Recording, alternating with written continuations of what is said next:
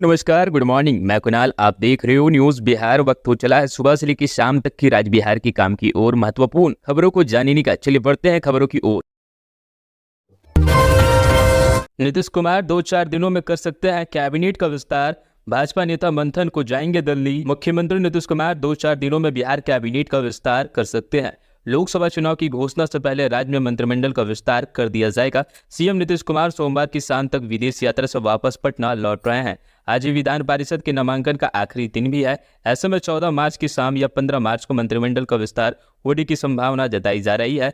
हालांकि सरकार की ओर से अभी तक इसकी पुष्टि नहीं की गई है, लेकिन भाजपा के आला नेता दिल्ली जाने की तैयारी में जुट गए हैं। दिल्ली में बीजेपी की कोर कमेटी की बैठक होगी।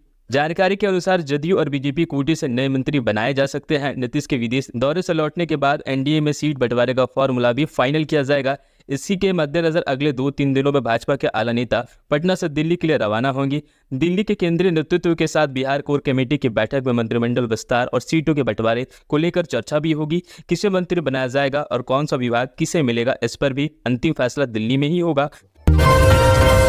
बिहार को 4700 करोड़ की सौगात देंगे प्रधानमंत्री नरेंद्र मोदी। कल 3 वंदे भारत ट्रेनों का गिफ्ट। प्रधानमंत्री नरेंद्र मोदी सोमवार को फिर बिहार में लगभग 47,000 करोड़ की सड़क परियोजनाओं का सौगात देंगे। वे दिल्ली से वीडियो कॉन्फ्रेंसिंग के माध्यम से सड़क परियोजनाओं का शिलान्यास एवं उद्घाटन व लोकार्पण करेंगे। कार्यक्रम को लेकर पटना के NHAI ने तैयारी पूरी कर ली है। ऊर्जा ऑडिटोरियम में स्थानीय स्तर पर कार्यक्रम आयोजित किया गया है।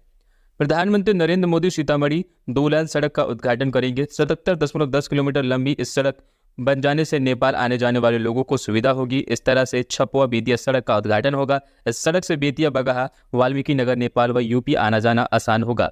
प्रधानमंत्री नरेंद्र मोदी 12 मार्च को देश भर में एक साथ 85,000 करोड़ से अधिक का रेल परियोजनाओं का शिलान्यास एवं लोकार्पण करेंगे।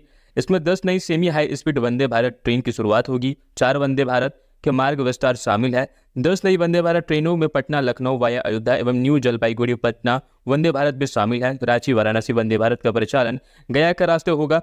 इससे पहले 6 मार्च को बेतिया दौरे के दौरान पीएम मोदी ने 12,800 करोड़ के तमाम परियोजनाओं का शिलान्यास और लोकार्पण किया था। वहीं 2 मार्च को बेगूसराय और औरंगाबाद में प्रधानमंत्री ने राज्य के विकास के लिए 48,000 करोड़ और 34,800 करोड़ की मेगा परियोजनाओं का उद्घाटन किया और शिलान्यास किया, जिसमें खाद कारखाने से लेकर गैस लाइन और कई एक्सप्रेसवे भी शामिल थे। बिहार में एक और पकड़वा विवाह। मेला देखने के बहाने बुलाया, मारपीट के बाद बेहोशी की हालात में कर दी शादी। बिहार में पकड़वा विवाह का एक और मामला सामने आ गया है। घटना सहरसा जिले के, जहां नशा खिलाकर बेहोशी के हालात में जबरन मारपीट करके युवक की शादी कराने का शिकायत थाने में दर्ज हुई है। युवक की परिजनों ने जख्मी हालात में सदर अस्पताल में भर्ती कराया है। यह मामला सिमरी बख्तियारपुर के भटौनी पंचायत के कोरवा गांव का बताया जा रहा है। मेला देखने बहाने बुलाकर शादी करा देने की बात कही जा रही है। पीड़ित युवक को परिजनों ने जख्मी हालात में सदर अस्पताल में भर्ती कराया। युवक के परिजनों ने सदर थाना में आवेदन देकर कार्रवाई की गुहार लगाई है। परिजनों ने बताया है कि 26 वर्षीय युवक राहुल कुमार बैजनाथपुर इटाहरा गांव का रहने वाला है, जो सदर थाना की भाभी साथ चौक पर लॉज पर रहकर पढ़ाई के साथ साथ ट्यूशन पढ़ाता था।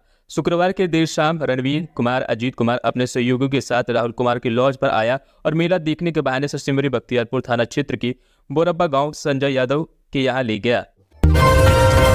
दूसरे चरण की सक्षमता परीक्षा ऑफलाइन कराने की मांग। बिहार राज्य विद्यालय अध्यापक संघ ने दूसरे चरण की सक्षमता परीक्षा ऑफलाइन कराने की मांग की है। रविवार को प्रदेश कार्यकारिणी की बैठक के बाद प्रदेश अध्यक्ष अमित विक्रम व महासचिव बलवंत सिंह ने संयुक्त रूप से बयान जारी कर यह मांग की। उन्होंने कहा कि पहली बार सक्षमता परीक्षा ऑनलाइन हुई, इस कारण से 1.25 लाख से अधिक शिक्षकों ने सक्षमता परीक्षा का फॉर्म नहीं भरा। उन्हें ऑनलाइन परीक्षा देने में कठिनाइयां हो रही थी। टीआरई प्रवेश पत्र पर सुधार का देना होगा घोषणा पत्र। बिहार लोकसेवा आयोग के तीसरे चरण की शिक्षक नियुक्ति भर्ती परीक्षा में शामिल होने वाले अभ्यर्थी को प्रवेश पत्र में सुधार के लिए घोषणा पत्र देना होगा। परीक्षा 15 मार्च को होगी। एडमिट कार्ड जारी कर दिया गया है। बीपीएससी ने कहा है कि कुछ अभ्यर्थियों के उनके द्वारा ऑनलाइन आवेदन में अपलोड किए गए फोटो एवं हस्ताक्षर का इमेज स्पष्ट, अपठनीय एवं रिक्त है। वैसे अभ्यर्थी निर्धारित तिथि 15 मार्च को संबोधित परीक्षा केंद्र पर साक्ष्य के साथ पहुंचेंगे। अभ्यर्थी वेबसाइट www.bpsc.nic.in पर उपलब्ध घोषणा पत्र को पूर्ण रूप से भरकर उनके निर्देश स्थान पर किसी राजपत्रित पदाधिकारी से अभिप्रमाणित रंगीन फोटो चिपकाएंगे एवं निर्देश स्थान पर अपना हस्ताक्षर हिंदी एवं अंग्रेजी में करेंगे। राजपत्रित पदाधिकारी से अभिप्रमाणित 2 रंगीन फोटो में से एक फोटो अभ्यर्थी अपने ई प्रवेश पत्र में निर्देश स्थान के बगल में चिपकाएंगे। दूसरा फोटो ई प्रवेश पत्र के कार्यालय वाले प्रति संबंधित परीक्षा पर केंद्राधीक्षक के सामने चिपकाएंगे। पहचान के लिए आधार कार्ड लाना सुनिश्चित करेंगे। केंद्राधीक्षक की ओर से सभी कागजात एवं फोटो का मिलान करने के बाद ही उन्हें अपना केंद्र में परीक्षा सम्मिलित होने की अनुमति दी जाएगी। स्कूल निरीक्षण में खुली पोल, रोजाना 125 से ज्यादा शिक्षक मिल रहे हैं गायब, शिक्षा विभाग ने कसी पीछ। राज्य के करीब 40,000 स्कूलों का रोज भौतिक निरीक्षण हो रहा है। स्कूल से बिना पूर्व सूचना के अनुपस्थित शिक्षकों पर लगातार कार्रवाई हो रही है। इससे शिक्षकों की स्कूलों में मौजूदगी पहले की अपेक्षा काफी सुधरी है। बावजूद इसके राज्य में रोज औसतन 125 से अधिक शिक्षक बिना सूचना के निरीक्षण के दौरान गायब मिल रहे हैं। जिला के शिक्षा विभाग के प्राप्त रिपोर्ट में यह खुलासा हुआ है। शिक्षा विभाग इसको लेकर गंभीर है। राज्य के स्कूलों में पदाधिकारी और कर्मचारी 1 जुलाई 2023 से नियमित निरीक्षण कर रहे हैं। अब तक बिना सूचना के अनुपस्थित रहने वाले 18,000 शिक्षकों पर गाज गिर चुकी है। इनका वेतन काटने की अनुशंसा की गई है। इनमें से करीब 15,000 शिक्षकों का वेतन काटा गया है और शेष की कार्रवाई प्रक्रियाधीन है। विभाग के निर्देश पर सभी जिलों में प्रतिदिन औसतन 40,000 स्कूलों में पदाधिकारी कर्मी जाकर वहां की गतिविधियों की जानकारी लेते हैं और लिखित रिपोर्ट अपने जिले में दे देते हैं। स्कूल में छात्र छात्राओं और शिक्षक की उपस्थिति, मध्य भोजन, परिसर और शौचालय की साफ सफाई तथा शैक्षणिक गतिविधियों का जायजा निरीक्षण के दौरान लिया जाता है। जिलों के माध्यम से उक्त रिपोर्ट शिक्षा विभाग को प्राप्त होती है। राज्य के कुछ जिलों में एक दिन में 2-2 बार निरीक्षण किया जा रहा है ताकि यह भी जानकारी मिल सके कि शिक्षक समय पर आते हैं और अंत तक रहते हैं कि नहीं। चोरी के शिकार एनआरआई से मुर्गा खाने वाले दोनों पुलिसकर्मी निलंबित, इंस्पेक्टर से मांगा गया स्पष्टीकरण। कनाडा के व्यवसायी रितेश बात्रा का ऑटो में रखा बैग ले भागने की जांच में लगाए गए दोनों सिपाही उल्टे व्यवसायी के पैसे से ही मुर्गे की टांग खाने में नप गए। बताया गया स्थान पर सीसीटीवी कैमरे के फुटेज खंगालने के क्रम में सिपाहियों को भूख लग गई थी। अपने पैसे से खाने की बजाय सिपाहियों ने पीड़ित एनआरआई से होटल में चिकन खाया। पीड़ित के अनुसार बैग में 27,000 नगद, स्मार्ट वॉच, पत्नी व बच्चे का अन्य सामान थे। दोनों पुलिसकर्मियों के कहने पर पीड़ित ने उनके भोजन का 850 रुपए का भुगतान तो कर दिया, लेकिन यह बात वरीय अधिकारियों तक पहुंच गई। प्रारंभिक जांच में ही दोनों पुलिसकर्मियों पर गाज गिर गई। सिटी एसपी चंद्र प्रकाश ने बताया कि कोतवाली थाने में तैनात दोनों पुलिसकर्मी डब्लू कुमार व विनय कुमार को निलंबित कर दिया गया है। इनके विरुद्ध विभागीय कार्रवाई शुरू कर दी गई है। वही ऑटो चालक से पूछताछ कर उसे छोड़ने के मामले में कोतवाली इंस्पेक्टर राजन कुमार से स्पष्टीकरण मांगा गया है। सीएसबीसी बिहार पुलिस कांस्टेबल भर्ती की नई परीक्षा की नई तिथि का इंतजार हुआ लंबा। बिहार पुलिस कांस्टेबल भर्ती परीक्षा 2023 की परीक्षा 1 अक्टूबर 2023 को पेपर लीक होने के चलते रद्द कर दी गई थी, लेकिन 5 महीने से ज्यादा समय गुजरने के बाद भी कांस्टेबल परीक्षा तिथि पर कोई आधिकारिक सूचना जारी नहीं की जा सकी है। बिहार पुलिस में 2139 पदों पर भर्ती होने वाली परीक्षा की नई तिथि इस महीने जारी कर दी जाएगी। हालांकि अभी तक सीएसबीसी की ओर से आधिकारिक ऐलान होने के बाद ही सही जानकारी मिल सकेगी। आपको बता दें कि 1 अक्टूबर के बाद 7 अक्टूबर और 15 अक्टूबर 2023 की परीक्षा होनी थी, लेकिन पेपर लीक के चलते परीक्षा को स्थगित कर दी गई। बिहार पुलिस सिपाही भर्ती परीक्षा कलेक्ट्रेट सूचना की पार्षद वेबसाइट csbc.bis.nic.in पर जारी की जाएगी। अभ्यर्थियों को सलाह है कि समय समय पर कांस्टेबल परीक्षा की वेबसाइट भी देखते रहें।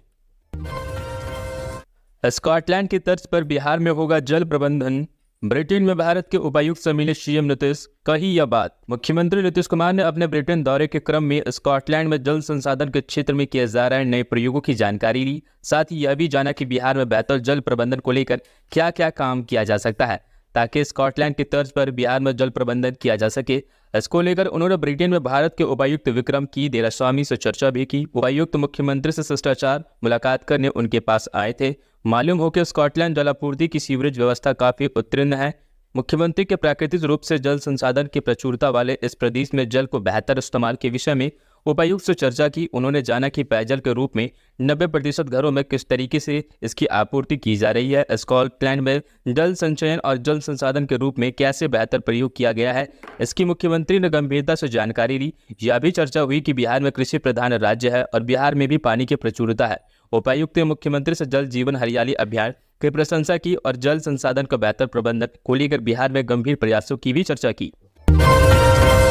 18 मार्च से सप्ताह में 6 दिन चलेगी अयोध्या वाली वंदे भारत ट्रेन, जाने कब होगी शुरू बुकिंग। बिहार की राजधानी पटना से अयोध्या होते हुए लखनऊ तक वंदे भारत ट्रेन को प्रधानमंत्री नरेंद्र मोदी मंगलवार को वर्चुअल हरी झंडी दिखाएंगे। हालांकि इस ट्रेन की नियमित शुरुआत 18 मार्च से होने की संभावना है। इस ट्रेन के चलने से पटना, आरा, बक्सर एवं आसपास के जिलों के लोगों को अयोध्या जाकर रामलला के दर्शन करने में सुविधा होगी। रेलवे के मुताबिक पटना से लखनऊ वाया अयोध्या वंदे भारत ट्रेन को सप्ताह में 6 दिन तक चलाया जाएगा। इसकी किराए की जानकारी 1-2 दिन में जारी होने की संभावना है। 17 मार्च से पटना, अयोध्या, लखनऊ वंदे भारत की बुकिंग शुरू होने की संभावना है। पूर्व मध्य रेलवे के मुख्य जनसंपर्क अधिकारी वीरेंद्र कुमार ने बताया कि train number 2234 Patna Gomti Nagar Lucknow Vande Bharat express Patna junction से सुबह 6:05 पर खुलेगी। यह ट्रेन 6:45 पर आरा, 7:20 पर बक्सर, 8:35 पर पंडित दीनदयाल उपाध्याय स्टेशन, 9:20 पर वाराणसी और दोपहर 12:15 पर अयोध्या धाम होते हुए दोपहर 2:30 तक लखनऊ के गोमती नगर तक पहुंचेगी।